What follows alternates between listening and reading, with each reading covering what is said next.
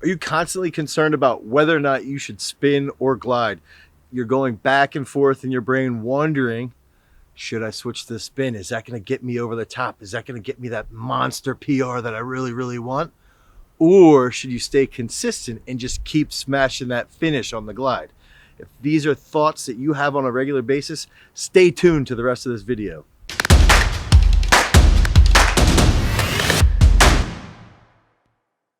What's up, everybody? I'm Dane Miller from throwsuniversity.com, and one of the main questions that we get asked all the time is, should I spin or should I glide?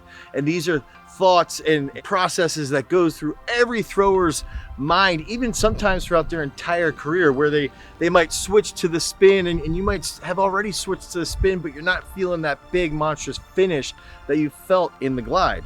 And maybe you're gliding consistently and you're looking at these big guys taking these big, huge spins and they're adding 10 feet to their full throws and you're wondering, maybe I should switch to the spin. And these are thoughts and questions that we get on a regular basis, and whether or not you should spin or glide.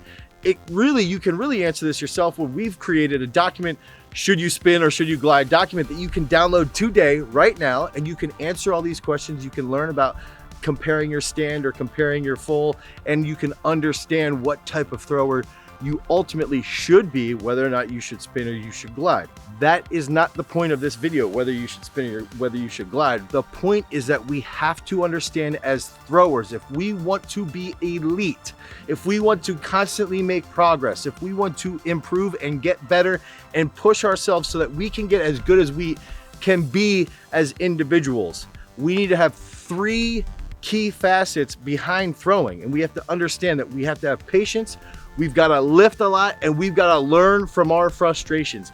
That is much more important than talking about the nitty-gritty behind gliding or spinning. So if we're gonna have patience, we need to understand that no matter what, if you're spinning, if you're gliding, it takes time, it takes reps, it takes consistency, and being patient on a regular basis, being patient block to block, being patient year over year, and knowing that there's got to be some process and some system in place so that you can make that constant progress.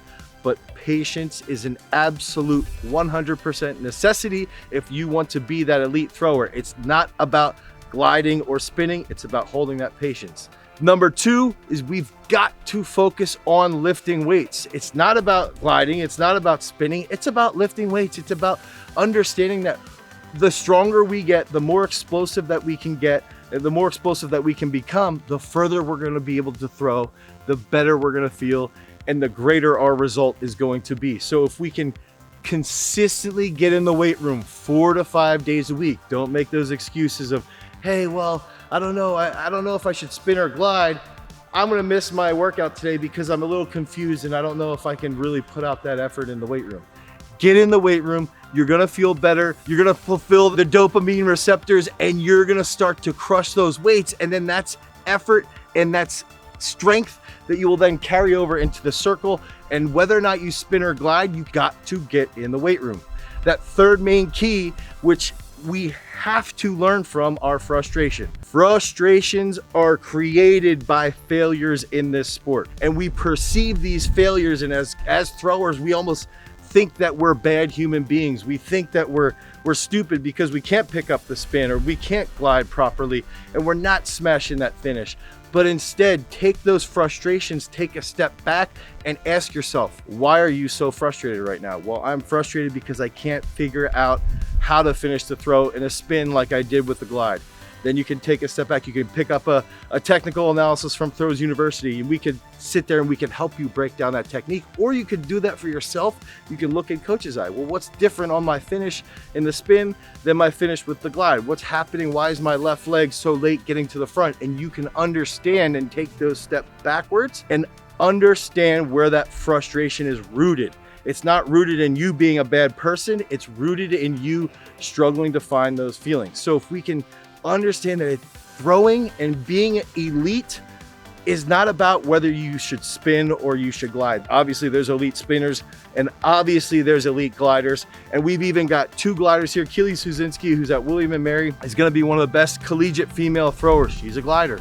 Lucas Warning's thrown nearly 20 meters gliding, and he's only 6'2" and weighs 265 pounds. He's not 6'7" like everybody makes it out to be. So you can be elite as a glider and you can be elite as a spinner, but it comes back to those three key aspects behind throwing, and that's patience, getting in the weight room, and learning from those frustrations.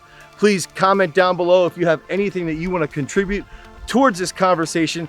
Pick up that guide on whether you should spin or glide so that you can figure out how to better yourself as a thrower, and share this video all over the internet. Like, subscribe, peace.